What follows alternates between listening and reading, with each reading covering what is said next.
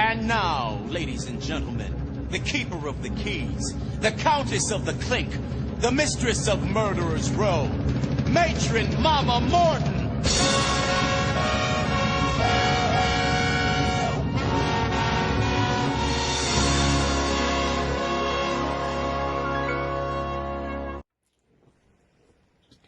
Avui farem un recorregut per Granollers, capital del Vallès Oriental, i ciutat on vaig viure la meva adolescència.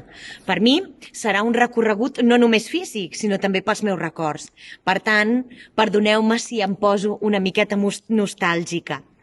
Comencem en aquest carreró del barri de Ponent, on vaig conèixer a la persona que hi entrevisto avui, en Joan Garrido.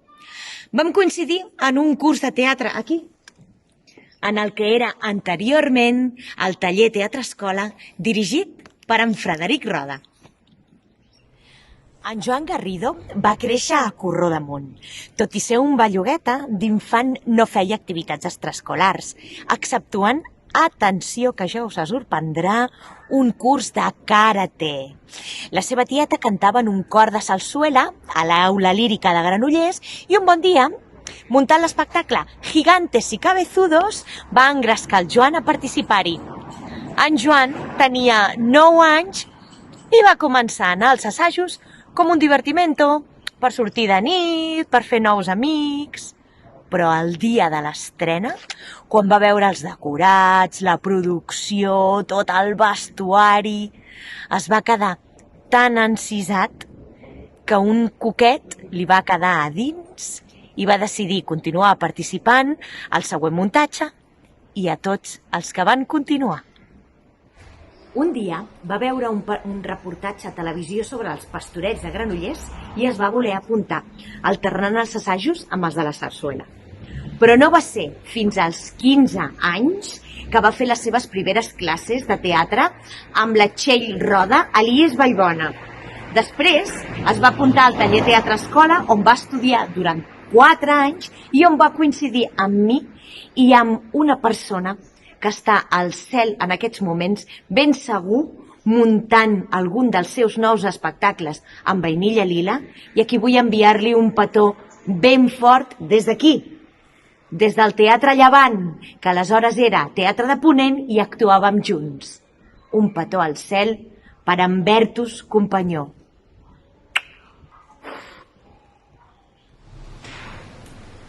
Amb 17 anys va entrar a formar part de la companyia de sarsuela de Barcelona com a tenor còmic, dirigit per en Josep Maria de Munt. Va ser la seva primera feina professional i li va obrir les portes a altres companyies com Ciutat de Terrassa o Ciutat Comtal. Alternava la seva feina de cuiner i cambrer amb tota la sarsuela que podia, però la idea de dedicar-s'hi exclusivament era encara una utopia. L'any 2013 va obrir l'escola de teatre 1000 notes, aquí mateix, al carrer Miquel Ricomà, alternant aleshores el centre amb la feina a l'administració de loteria. A mida que va anar augmentant l'activitat a l'escola, va deixar enrere la por econòmica i va decidir dedicar-se exclusivament a 1000 notes. De camí al centre de la ciutat, voldria fer un parèntesis important en la trajectòria professional d'en Joan Garrido. Descobrir els pastorets de Granollers, com hem dit abans, va ser un punt d'inflexió en la seva carrera. En Joan no només actua en el clàssic nadalenc, sinó que també dirigeix els muntatges, primer a Corró de Munt, al seu poble, i després a les Franqueses. L'espectacularitat, originalitat i la professionalitat de les posades en escena al Teatre Auditori de Bellavista donen pas a la creació de l'espectacle musical Do Re Mi als Pastorets i a la necessitat de la formació d'una companyia estable. Així és com neix 1000 notes, i així us ho explico, amb l'alegria d'haver estat a aquella primera reunió on es va dir el nom de la companyia per primera vegada i amb l'entusiasme d'haver participat a les primeres peces gràfiques de la companyia i en la creació del logo. No podíem acabar el recorregut sense passar per la plaça de l'Ajuntament, més coneguda com la plaça de la Porxada. És aquí on s'ubica la major part del comerç local, agrupats a l'Associació de Comerciants del Gran Centre. Cada any, arribats al mes de març o abril, s'organitza l'Open Night, una vesprada d'obertura de les botigues amb descomptes especials i activitats capitanejades per l'Antònia, un personatge encarnat per en Joan Garrido, que s'ha convertit en l'emblema del Gran Centre. Si no l'heu vist mai, busqueu els vídeos de com va viure el confinament aquesta dona granollerina, molt estil a les Tresines. Passareu una bona estona. Estem davant del Teatre Auditori de Granollers, on en Joan Garrido ha presentat 2 espectacles des que té estable amb la companyia Mil Notes, que són la del Manojo de Rosas i la Corte del Faraón. També està oberta la contractació de Chicago, el musical en català, i el Gran Llibre de Nadal, que aquests dies hem pogut veure al Teatre de Llevant i al Cercle Catòlic de Gràcia. Tant de bo que l'any que ve aquest espectacle es converteixi en un espectacle estable i també es pugui veure aquí, al Teatre Auditori de Granollers. L'any 2016, sortint del parqui on en Garrido aparca el seu cotxe, veu un local de traspàs que li crida l'atenció. Tot és fer números i parlar-ne amb el propietari, però la bona sort l'acompanya i arriba a un acord de lloguer de l'actual espai Mil Notes. Aquí estem, un excel·lent lloc per fer l'entrevista d'avui. Som-hi, acompanyeu-me.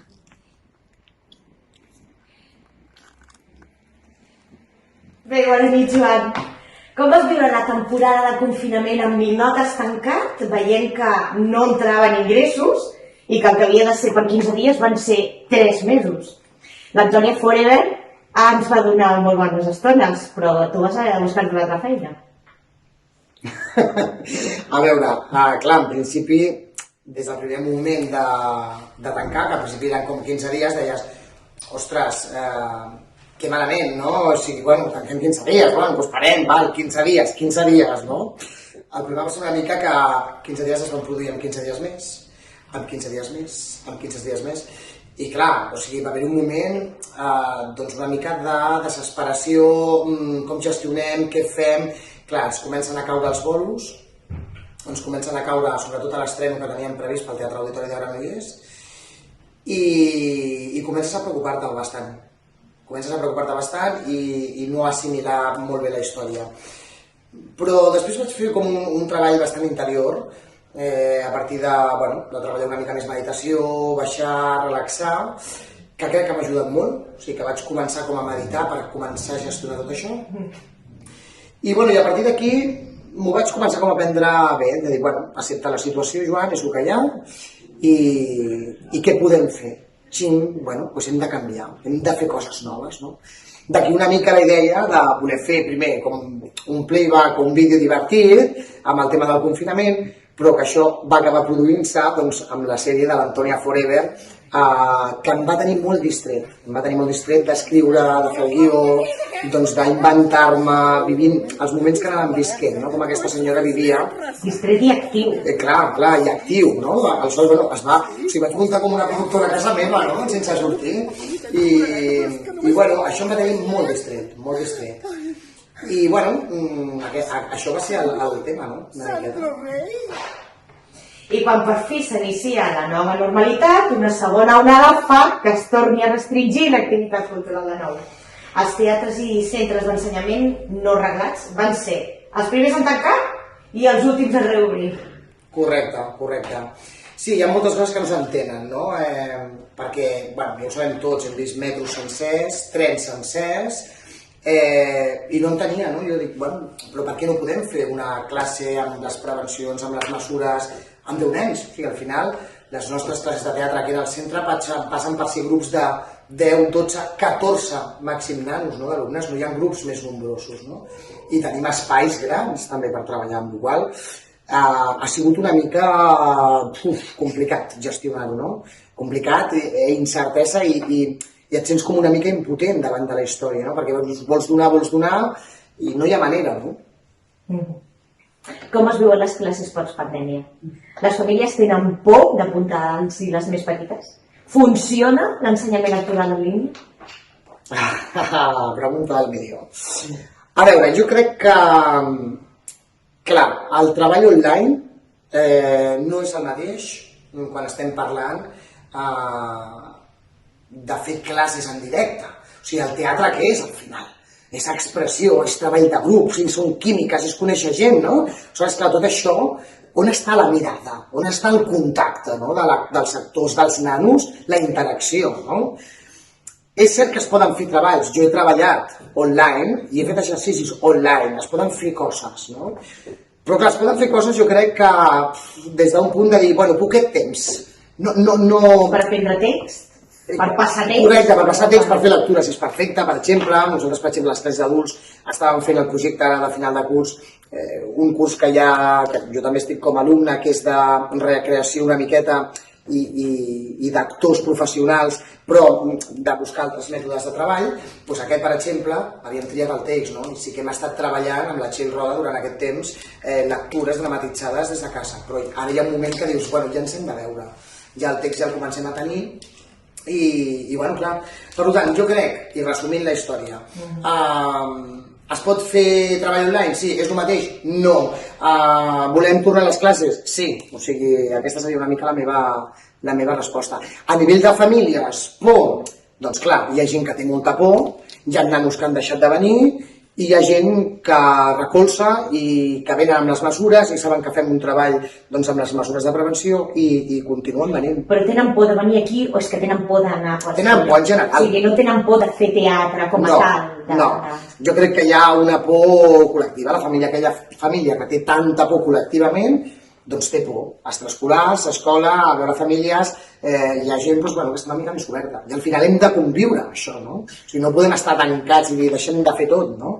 Hem de fer amb les mesures, però equilibrat, no? Una miqueta. No vam poder gaudir del túnel del terror d'enguany, no tindrem cavalgat aquí a Granollers, però parlem de coses boniques. Com va anar el retrobament amb el públic del Teatre Auditori de Granollers amb la del Manojo de Roses? Vau per fi poder estrenar, però a més vau reobrir la programació després del confinament. Quina emoció i quina responsabilitat. Doncs sí, bueno, va anar molt bé. O sigui, la veritat és que, clar, una producció que havíem estat assajant ja des de l'any passat, o sigui, que teníem moltes ganes d'estrenar aquest nou muntatge. I la veritat és que, bueno, després de dues anul·lacions per al tema del Covid, una va ser a l'abril quan estrenàvem, l'altra per la programació de la Festa Major, del parèntesis que va quedar també suspesa, i finalment el dia 20 de setembre estrenàvem, no?, al Teatre Auditori. La veritat és que emocionats, perquè, bueno, clar, també era una manera de dir, bueno, obrim la temporada, obrim el teatre després de tants mesos sense haver-hi programació, no? Responsabilitat, doncs sí, una mica, però la veritat és que, bueno, jo crec que a 1000 notes ja tenim una certa professionalitat com per gaudir i per assumir aquesta responsabilitat, no? Un muntatge, la del Manojo de Roses, molt bonic, molt especial. Un muntatge molt especial, totalment, bueno, una sarsuela fora de context amb l'espai, amb el que és tot el tema d'escenografia, una aposta molt moderna, i un vestuari passat a l'època pin-up com si parléssim d'un gris, no? Aleshores, una aposta molt xula, amb molts ballarins, i, bueno, molt feta a un musical actual, no? I una altra notícia molt bonica, que ben segur omple el cor d'alegria i tendresa a les famílies, és l'estrena del gran llibre de Nadal, al Llevant Teatre, i que, a més, ara porteu a Barcelona. Correcte.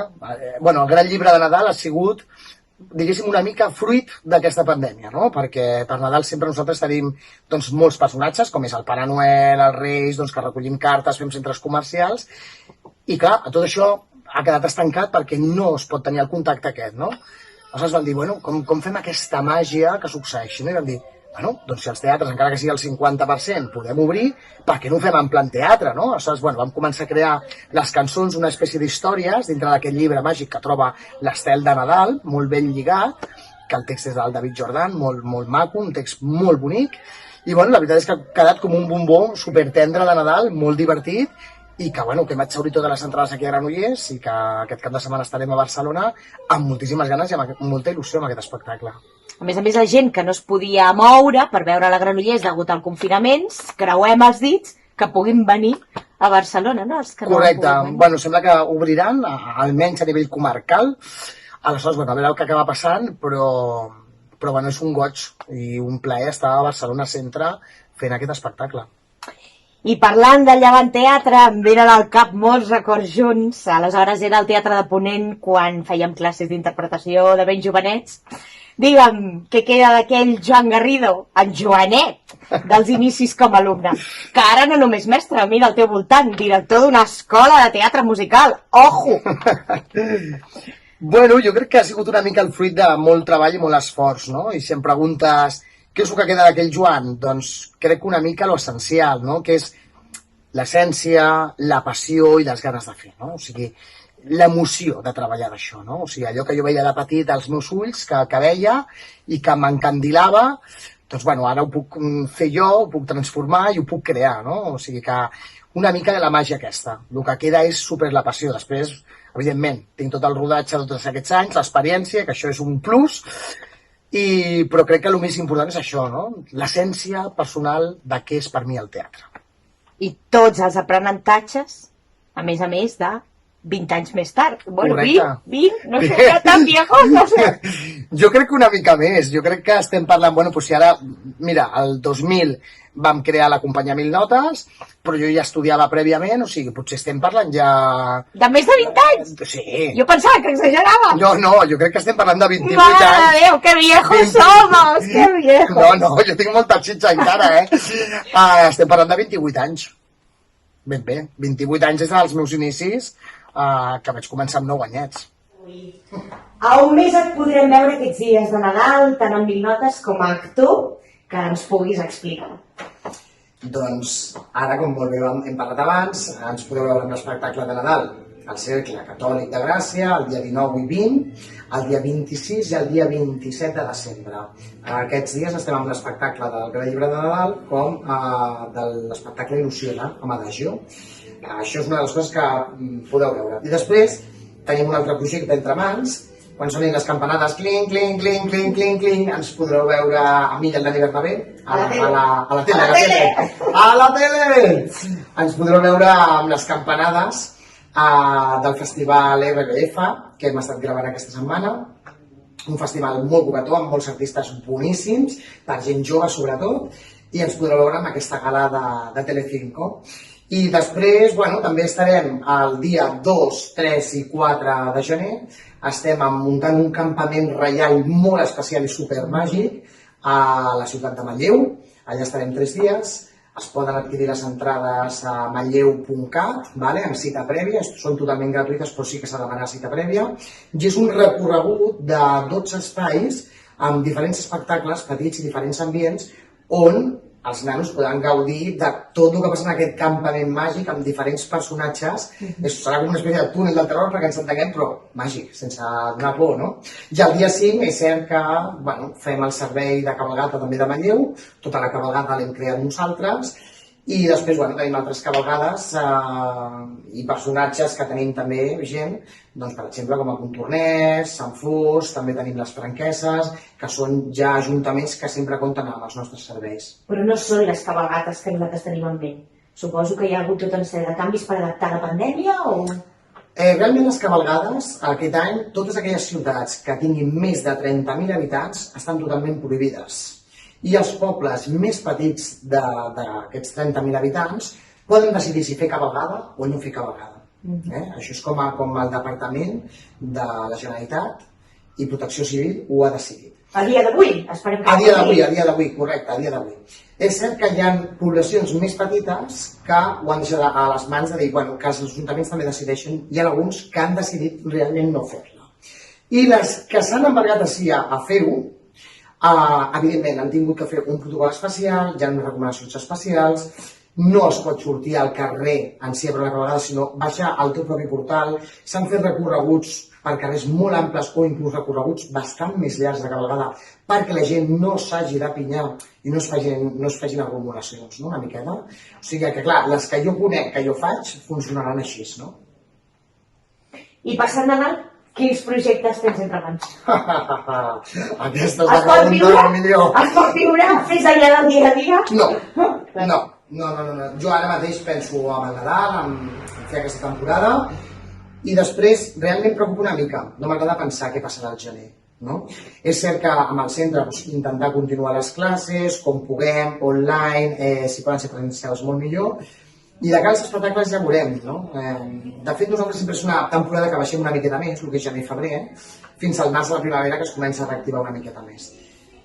No sé, intentarem continuar venent les produccions que tenim, com la de Manjo Roses, com molt bé t'explicava abans, intentarem continuar amb els Sant Jordis que fem amb l'espectacle infantil, intentarem que la gira de la Generalitat de Catalunya de protecció civil sobre els petards de la Rebella de Sant Joan la puguem tornar a fer, esperem que el circuit de Catalunya torni a obrir i torni a contractar els nostres serveis, però clar, això no ho sabem. O sigui, és que ara vivim molt el dia a dia. És que aquest any és imprevisible. El que no era l'any passat, poder aquest any sí que ho és. I el que era no està sempre... Jo crec que la situació ens va portant, no? No pots tenir res clar, sinó que la situació et va portar una mica... Bueno, doncs passa això, doncs anem per aquí, doncs anem per allà, no? Almenys nosaltres estem intentant sobreviure a aquesta situació d'aquesta manera.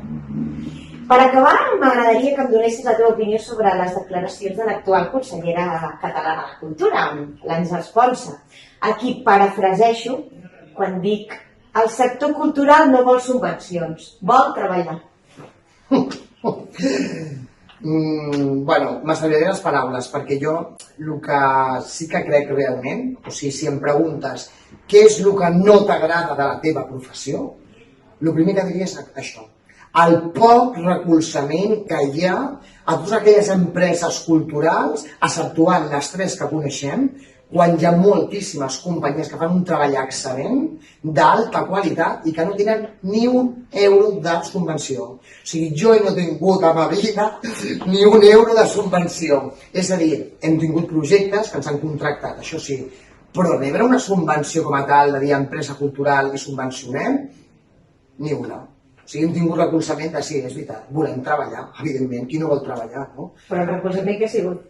Clar, vinga, tranquil, tira endavant, te'n sortiràs. I clar, aquí quan van arribant les factures a final de mes, doncs és quan fas, què passa, no? I costa molt, no? Per molta energia que tu portis. Jo crec que les empreses culturals que han set de moltes que han caigut amb tota aquesta història, canvis de locals, també de gent que se dedica al lloguer de coses, d'escenografies, de tal, que estan tenint realment problemes, no? Hi ha gent, jo encara soc molt jove i tinc molta energia, però reconec que hi ha gent que, clar, que porta molts anys de professió i que això els ha vingut per trencar-los una miqueta, o sigui que molt malament, la regidora. O sigui, em sembla bastant patètic. Crec que és molt important que la cultura estigui recolzada i més en aquests moments d'avui en dia. I subvencionada. I subvencionada, evidentment, ha d'estar subvencionada. Molt bé, Joan, acabem amb un desig d'any nou o de cara a la cultura, acabem per acabar més maco, no?